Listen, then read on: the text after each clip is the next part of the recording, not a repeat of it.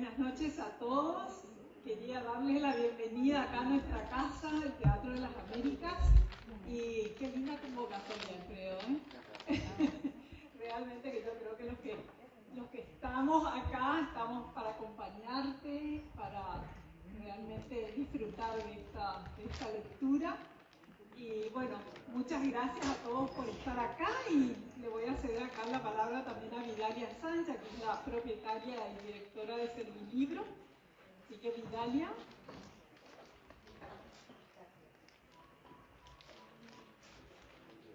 Bueno, muy buenas noches a todos. Bienvenidos al lanzamiento del libro Crónica del Cadete y el Capitán de Alfredo Boucier Paz. Este es el libro número 15 que publica el autor, de los cuales 12 de ellos publicó con Servilibro. Así que muchas gracias. Gracias a ustedes también por acompañarnos en este momento y también a los que nos están viendo virtualmente por el Facebook de Servilibro. Y un gracias especial al CCPA por cedernos este lindo espacio para este lanzamiento. Y en el escenario están el doctor Felina María y el doctor Alfredo Boucier, y ellos se van a referir al libro que hoy presentamos. Gracias.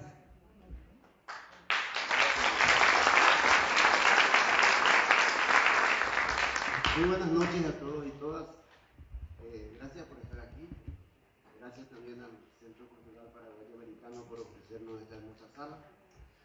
Quería decirles que entre fines de 1982 y enero del 83, Felino y yo y otros dos jóvenes liberales de la época, Luchi Guanes y Ramón Ferreira, nos convertimos en presos políticos y luego de un breve paso por el cuartel central de policía, por el departamento de investigaciones, terminamos en la planta alta de la Guardia de Seguridad, la actual agrupación especializada. Nosotros que éramos presos políticos novísimos, descubrimos con estupor que nos había tocado estar en la celda de al lado, éramos vecinos de celda, de Napoleón Ortigosa, y en la celda de enfrente Escolástico Obando, nada menos que los presos políticos más antiguos del continente en aquella época. Con los cuales entablamos muy poco contacto porque estaban completamente aislados, pero la presencia de ellos nos conmocionó tanto que cuando salimos en libertad nos propusimos hacer algo por la libertad de ellos que estaban allí hace un cuarto de siglo. En realidad el único que hizo algo efectivo fue Felino, que años después se convirtió en su abogado y con Rambo Zaguier, el doctor Hermes Rafael Zaguier, protagonizó aquella épica huida, el escape a la libertad en la Embajada de Colombia. Hoy, lamentablemente, el doctor Zaguier no puede estar con nosotros porque me lo contaba Florencia, su hija, que está de viaje a Suiza, que exactamente un día como hoy, y exactamente a esta hora, en el 2010, el doctor Zaguier fallecía. Está, sin embargo, con nosotros su viuda Solange García de Zaguier. ¿Dónde está? Solange, ahí está. A quien le agradezco muchísimo su presencia y la colaboración que nos prestó, valiosísima para la redacción del libro. Este es el motivo por el cual está conmigo, no tenía ninguna duda que debería estar aquí Felino María. Así que, Felino, te cedo la palabra. Bueno, yo me preparé para mi primera y creo que va a ser única vez que voy a presentar un libro. Y hice un preparativo formal, pero me dijeron no puedes leer. Entonces yo, como copiatín lo que preparé para simplemente empezar con una frase muy formal, pero que creo que a nosotros los paraguayos aún no la aprendimos, que los pueblos que no conocen su historia están obligados a repetirla. Y el libro de Alfredo, yo pensé que era el 10º, resultó que es el 15 libro, nos relata 35 años de historia en 200 y algo de páginas, que pone creo yo, de una manera muy clara los dos países que convivían al mismo tiempo. En esa época de Ortigosa, que empieza en el 62, en realidad había empezado en el 54. Tal es así que suceden situaciones que van pasando por el libro, y lo mejor del libro, porque es un relato crudo y documentado de una historia triste, una historia de tortura, una historia de infamia, una historia de persecución y sobre todo una historia de miedo y silencio de la sociedad, que destruía familias sin importar clase social, ideologías ni parentescos. Y resalta en el libro algo muy interesante que a mí siempre me llamó la atención y pensaba, ¿qué es lo que influyó y permitió que Paraguay tenga 35 años de paz y progreso en un país que votaba cada 5 años, que las mayorías eran absolutas y que nosotros éramos felices y no lo sabíamos? ¿Cuál era el elemento que permitía que los presos estaban porque algo habrán hecho? ¿Qué pasaba con el famoso no te metas? Si no te metes, no tenés problema. Es como hoy en Pedro Juan, y seguramente algo hizo, por eso lo mataron. Esa sociedad, la que nosotros vivimos, era un país de 2 pisos. Estaba el país oficial, que a tempranas horas de la mañana el señor presidente iniciaba la felicidad del pueblo paraguayo con múltiples tareas. Era el país oficial donde el contrabando era el precio de la paz. Era el país oficial de la unidad granítica de partido, gobierno y fuerzas armadas. Era el país oficial donde el presidente de la Corte Suprema de Justicia se ponía el pañuelo al cuello. Y ahí empecé a decir, acá hubo algo que funcionó de una manera magistral y que nunca se estudió a cabalidad. ¿Y qué es lo que nos faltó a nosotros como sociedad para que eso no suceda? Para que la tortura no sea una práctica habitual, para que la prisión no sea una forma de vida. Faltó justicia. Y la justicia faltó no porque no existían leyes ni códigos. La justicia faltó porque no habían jueces. Los jueces eran cobardes y genuflexos. Nadie defendía a nadie. La única defensa partía o de la amistad con un general o el parentesco con un comisario. La justicia sin jueces es letra muerta, y en Paraguay lo fue 35 años. Y se fue creando una sociedad casi perfecta de 2 niveles, de la planta alta y de la planta baja. En la planta baja estábamos nosotros. En la planta baja, en el sótano, estaba Ortigosa, preso por un crimen que no cometió, declarado culpable en base a la confesión obtenida por medio de la tortura en presencia del doctor Wildo Rienzi, juez del crimen en ese momento, que transcribe la indagatoria que le dio Edgar L. Infran, ministro del Interior. Y ese señor juez, Wildo Rienzi, termina siendo presidente de la Corte Suprema de Justicia en democracia. Con lo cual mi teoría tiene un sustento muy fuerte. La justicia en democracia siguió siendo una justicia cobarde y genuflexa. La primera ley represiva del año 1955, la ley 294, se llamaba cínicamente En defensa de la democracia. ¿Quién firma la promulgación de la ley?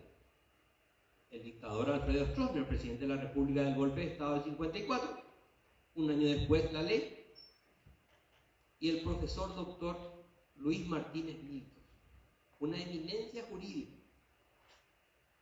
miembro de la Cámara de Representantes, posteriormente, en los años 60, presidente de la Corte Suprema de Justicia, justamente cuando Napoleón Ortigosa no tenía ni el mínimo de justicia, o sea, el hombre que construye la ley para defender la democracia, va a la Corte Suprema de Justicia para imponer la democracia de la tortura y de la sumisión al poder político. A partir de ese momento, todos los desmanes que sufrió la sociedad, que sufrimos todos, colorados, comunistas, liberales, católicos, protestantes, todos tienen un responsable político, pero un gran responsable jurídico. Eran los jueces que no cumplían con su juramento de impartir justicia. La injusticia era intolerable, pero era una forma de justificar la democracia sin comunismo. Esa justicia obsecuente que se inicia en los años 60, cuando el partido único coopta todos los poderes del Estado. Pero cuando hablo del partido único del Partido Colorado, hay que dejar bien en claro que la mitad del Partido Colorado fue perseguido, exiliado y también torturado por sus propios correligionarios. Y ese gran hombre, para algunos, intelectual para otros, Edgar Eliphran, el hombre probablemente más maléfico, perverso e inteligente que tuvo en esa época el Paraguay, construye una forma cínica de democracia. El poder lo tenían ellos, la ley justificaba sus actos y los jueces impartían justicia. Todo ese proceso de injusticia está relatado y documentado en el libro de Alfredo. Fueron 35 años de una burla a la sociedad civilizada. Pero para que eso ocurra y se sostenga, la sociedad participó de diferentes maneras. Algunos oponiéndose al gobierno, perseguidos por el gobierno, muertos por el gobierno, y otros por miedo, por intereses o simplemente por cobardía, sosteniendo el sistema. Pero ese sistema cínico, sin la ayuda de los jueces, sin la ayuda del Poder Judicial, hubiese sido imposible de sostener en el tiempo. En los años 70, una de las denuncias por la ya privación de casi 20 años de Ortigosa a la Comisión Internacional de los Derechos Humanos de la OEA, ¿quién es el hombre que defiende jurídicamente y diplomáticamente la posición de la dictadura? Una eminencia paraguaya, un hombre considerado culto, un melómano, un experto en música, el canciller nacional, el doctor Alberto Noves. Es decir, los componentes sociales más importantes fueron cooptados por dinero o por miedo, pero el resultado fue perfecto, 35 años de dictadura. Era una época donde la justicia existía solo para los amigos. El resto no era un sujeto de derecho. El Estado de Derecho se consideraba en Paraguay la aplicación del estado de sitio. Las perversiones que se hizo al derecho en Paraguay nunca tuvieron un reclamo, salvo de honrosas excepciones como el doctor Pacielo del Colegio de Abogados del Paraguay, que empezaban a marcar una diferencia y estaban enseñando al pueblo de que lo que había no era justicia. Ese proceso fue obstaculizado de diferentes maneras por quienes, por los propios jueces, por los propios profesores de derecho, que sometidos a la voluntad del dictador, pervirtieron sus conocimientos y sus honorabilidades. Y llegamos al punto máximo que cuando los habeas corpus, una institución creada para defender la vida y la libertad del individuo hacía años en el mundo, todos los habeas corpus fueron rechazados sistemáticamente por la Corte Suprema de Justicia durante 35 años. No hay un solo caso de que un preso político detenido sin orden judicial correcta haya sido puesto en libertad por un habeas corpus. ¿Y quién fue responsable de eso? La Corte Suprema de Justicia. Y voy a leer los nombres, porque no los recuerdo, quiénes fueron los que pervirtieron la justicia en Paraguay. Y esos nombres fueron profesor doctor Luis Martínez Milton, profesor doctor Hipólito Sánchez Quer, profesor doctor Juan Félix Morales, profesor doctor Luis María Argaña, profesor doctor Irán Delgado Fonlepo. Estos 35 años de injusticia en el Paraguay están documentadas en los propios fallos de rechazo de los habeas corpus. Y las condiciones para el rechazo eran sencillas. El detenido se encuentra privado de su libertad por orden del Poder Ejecutivo de conformidad al estado de sitio. Es decir, en la resolución estaba escrita la barbaridad jurídica que ellos firmaban. Eso tiene que servir de ejemplo para que la historia juzgue a estas personas, porque ni siquiera trataban de ocultar la situación, la reafirmaban. La injusticia estaba documentada. Tal es así que cuando llegamos al 89, donde un golpe militar restablece la democracia, que fue conculcada por otro golpe militar en el 54, la nueva Corte Suprema de Justicia emite el fallo 585 de la libertad de Ortigosa. Pero, ¿por qué estaba preso Ortigosa? Y Ortigosa estaba preso porque para mí salió sorteado. Salió sorteado en un momento en que las cárceles estaban llenas, en los años 60-62, las cárceles estaban llenas de militares y colorados no alineados con el gobierno del momento. En ese instante se produce el hallazgo de un cadáver en una zona marginal, en ese entonces Asunción, hoy zona céntrica, y se tiene como un caso de hallazgo de un cadáver de un suicidio. Tan normal era el caso que ni siquiera se hizo una autopsia. Y el único informe médico dice que se halla el lazo que comprimió el cuello de la víctima y se murió. Pasan los días hasta que alguien dice que escuchó que había sido que un jeep militar lo alzó frente a la Recoleta. En ese momento solamente la perversidad de un hombre como Edgar Elinfrán pudo haber concebido la idea que arruinó la vida de muchísimas personas a partir de ese momento.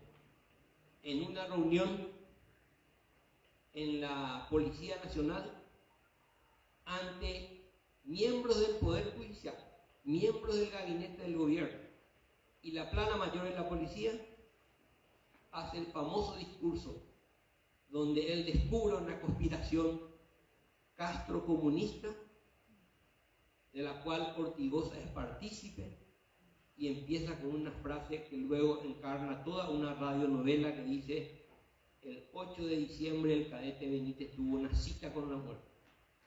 A partir de ese momento se construye una infamia, se construye un proceso judicial basado en la tortura. Se condena a un hombre inocente, a 3 hombres inocentes, a pena de muerte.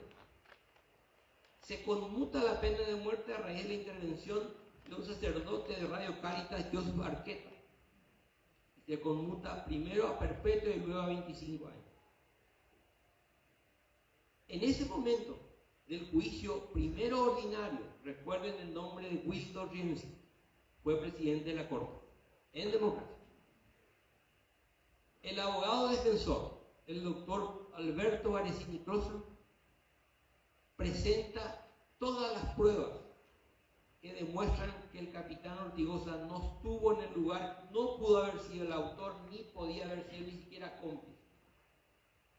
La justicia deniega las pruebas ofrecidas y ante la insistencia del doctor Varesini Closa, verdadero héroe, ordenan el arresto del abogado defensor, que termina echado del país en el Brasil.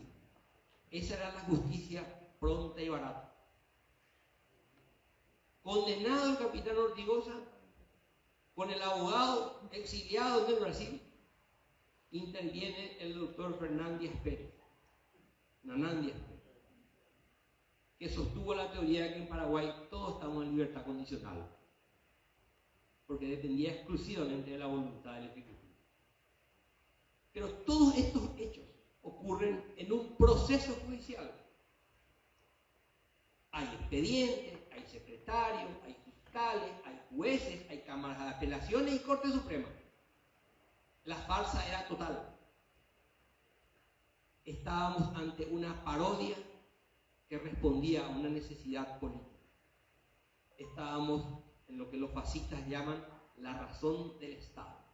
Ortigosa debería ser el ejemplo de lo que le puede pasar a cualquier persona que esté en contra del gobierno.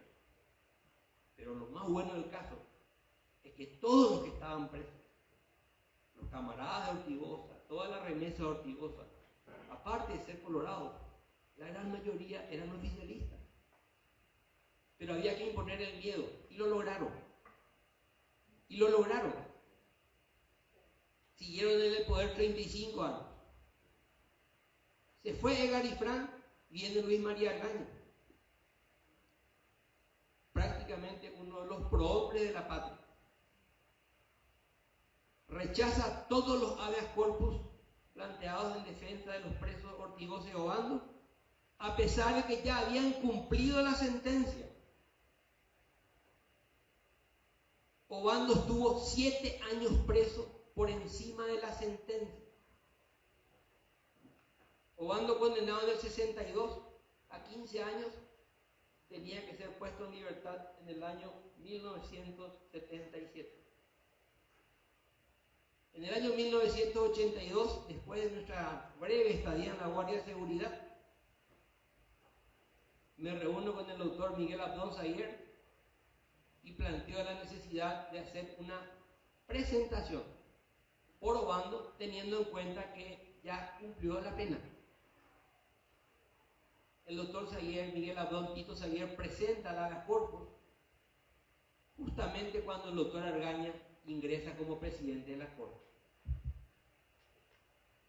A raíz del fallo firmado por el doctor Argaña, que decía: el detenido se halla preso en virtud del artículo 79 de la Constitución Nacional, estado de sitio. Ustedes dirán, perfecto, era la norma. Un pequeño inconveniente. Escolástico, Obando y Ortigosa fueron presos antes de la Constitución de 1967, perdón. Antes. 5 años antes, ellos estaban ya presos. Por lo tanto, ¿cómo iban a violar el estado de sitio estando presos? ¿Cómo iban a haber conspirado en contra del Estado paraguayo estando presos? Y además estaban presos por una sentencia de la Constitución anterior del Código Penal vigente. Era una aberración jurídica. Los abogados Miguel Abdón Zaguer y Pancho de Vargas, en declaraciones, porque no podían hacerlo de otra manera, increpan a su excelencia el doctor Argaña, profesor doctor, que cuando asume la presidencia de la Corte, por medio de una acordada, estableció que todas las presentaciones a él deberían de llevar la frase final: Dios guarde a vuestra señoría. El profesor doctor Luis María Argaña, hombre de comunión diaria, vivía en una casa sobre la calle Juan de Salazar, que tenía un nicho con la Virgen de Calcupé adentro, una Biblia abierta en la entrada y un crucifijo encima del escritorio. Jesucristo estaba muy bien clavado, nunca se le cayó encima. Cuando la aberración del fallo hace que el doctor Zaguier pregunte si no tiene conciencia, si cómo puede ir a dar cátedra de derecho una persona que firma un fallo tan aberrante. Entonces, el doctor Argaña, presidente de la Corte Suprema de Justicia, querella y obtiene la prisión de sus dos detractores, el doctor Zaguier y el doctor de Vargas, por haber insultado a la honorabilidad del señor presidente de la Corte. Ese era el Paraguay donde éramos felices y no lo sabíamos, donde un condenado que cumplió su condena no salía en libertad y seguía preso por una ley que no existía cuando estaba preso y que no podía haber cometido la violación a una ley porque estaba preso. Todo eso transcurre en el libro de Alfredo. Y todo eso por primera vez documenta los nombres y las infamias firmadas por estos personajes. Un canciller, el doctor Alberto Noés, defendiendo ante las naciones, ante la Organización de Estados Americanos, un profesor de Derecho católico como Luis María Argaña, justificando la prisión y la tortura, un juez de primera instancia como Wildo Rienzi tomando declaración en una sala de tortura con el preso esposado y engrillado en su presencia. Ese era el país donde éramos felices y no lo sabíamos. Muchas gracias.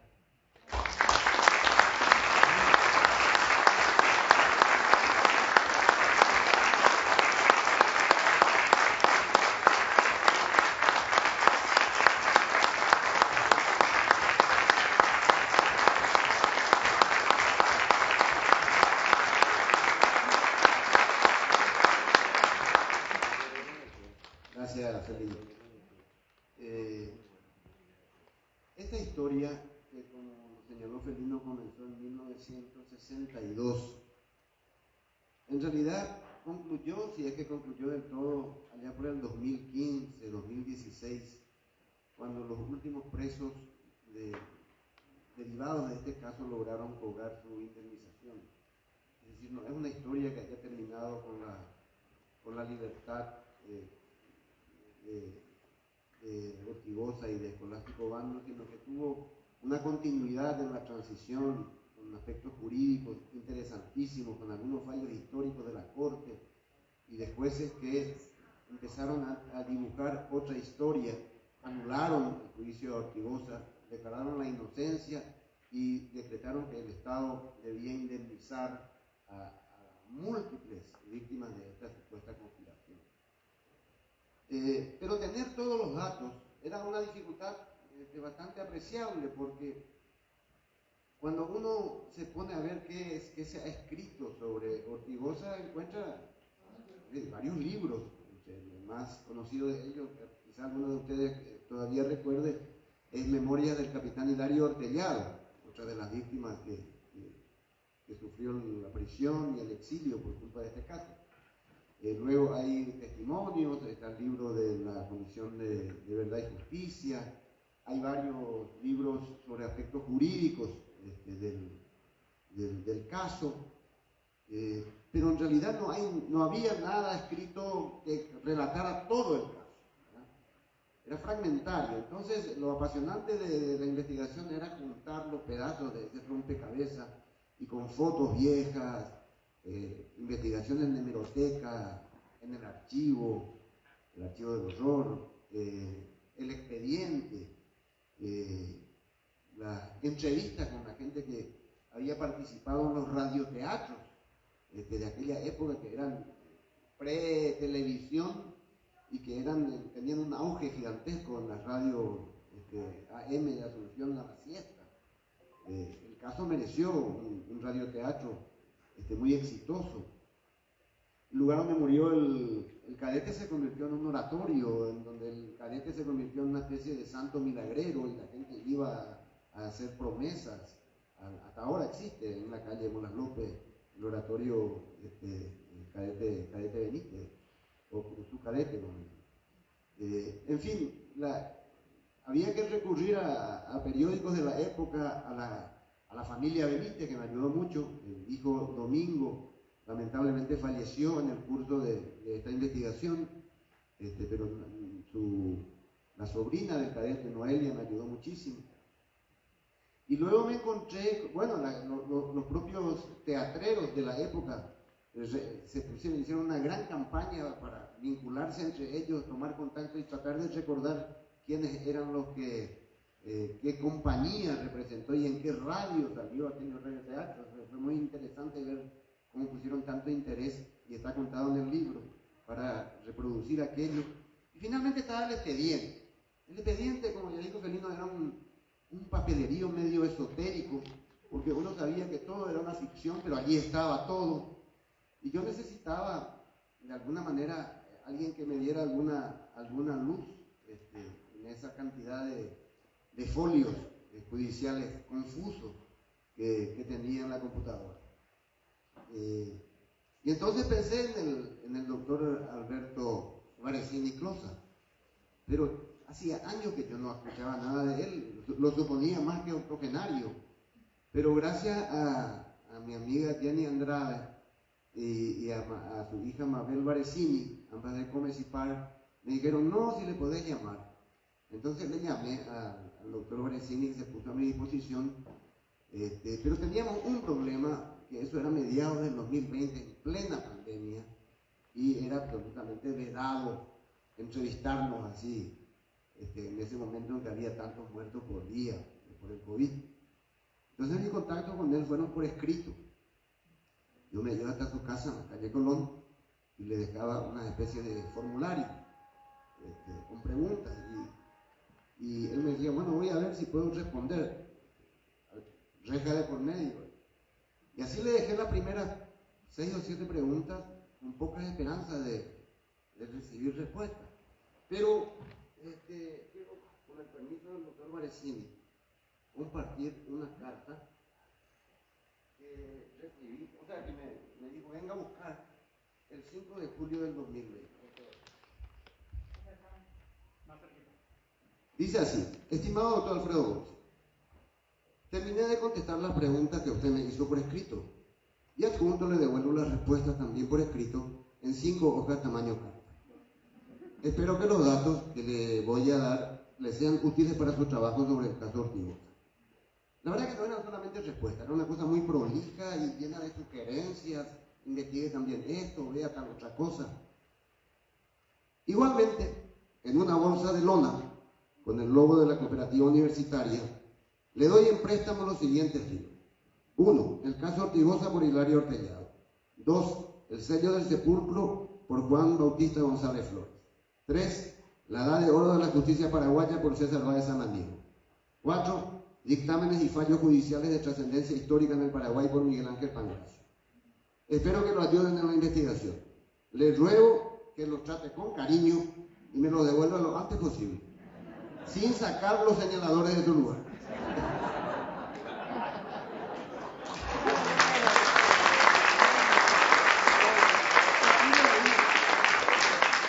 A partir de ahí se estableció una relación muy afectuosa con el doctor Varesini, que continuó hasta el punto de que era lógico para entonces que debería ser él quien prologue este libro.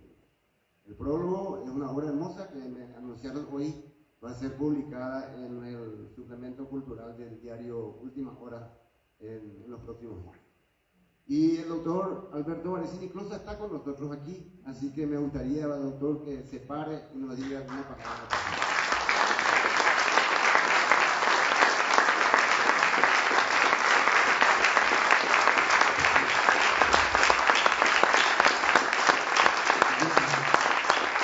Agradezco los aplausos, pero yo me voy a sentar nomás porque ya no tengo más 80 años, tengo 89 ya y no puedo estar parado mucho tiempo.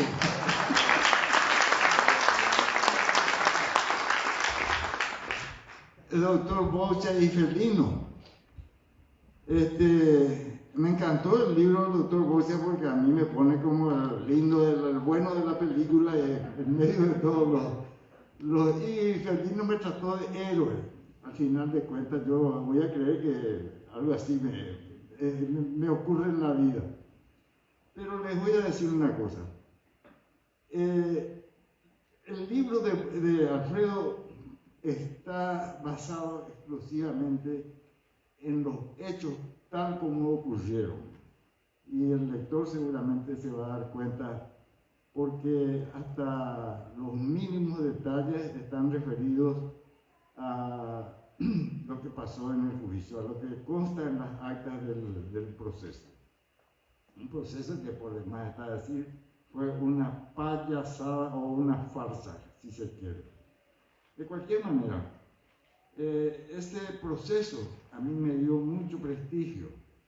Me hicieron pasar a tal punto que cuando me presentaban yo hasta perdí mi identidad, ya no tenía más nombre ni apellido, sino que simplemente era el capitán, el abogado del capitán Ortigosa. Pero como recomendación profesional no era muy linda porque mis defendidos fueron condenados a muerte. El caso era que yo aceptaba todo lo que venía porque no me afectaba, ¿verdad? En fin, yo quiero terminar esta breve charla para que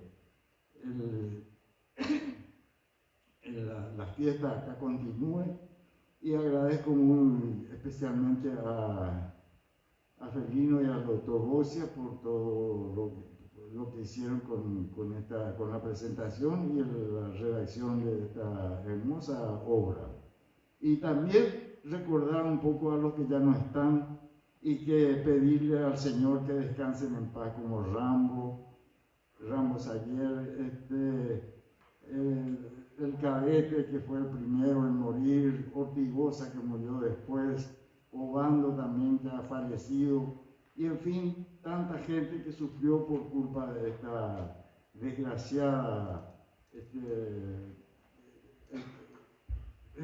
situación en que lo mataron al cadete Benítez, que murió en la policía de la capital de Duarte de la. Esto, muchas gracias.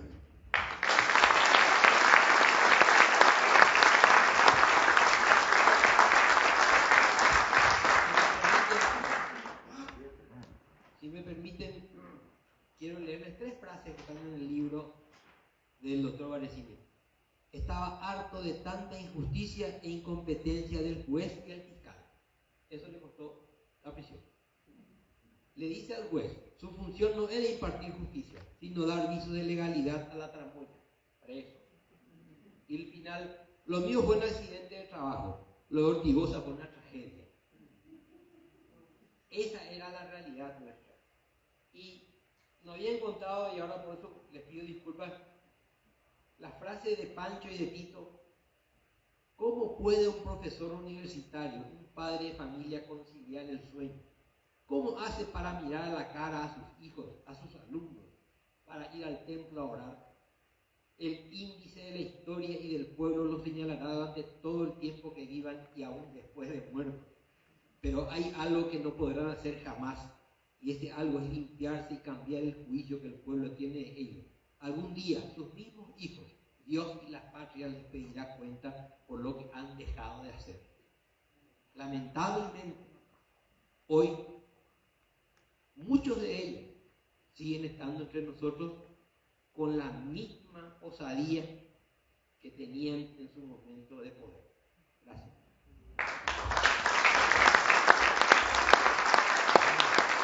Bueno, para terminar, quisiera recordar que este caso afectó a 3 generaciones de paraguayos, aquellos que eran jóvenes y adultos en la década del 60, aquellos que todavía recuerdan 25 años después que haya disparos todavía por este mismo caso, cuando Felino y Ramos Aguirre sacaron a Napoleón Ortigosa de su casa para meterlo a la embajada, a la casa del embajador de Colombia, que se encontró con la ingrata sorpresa de que tenía huéspedes inesperados y que se quedarían por varios meses en esa casa.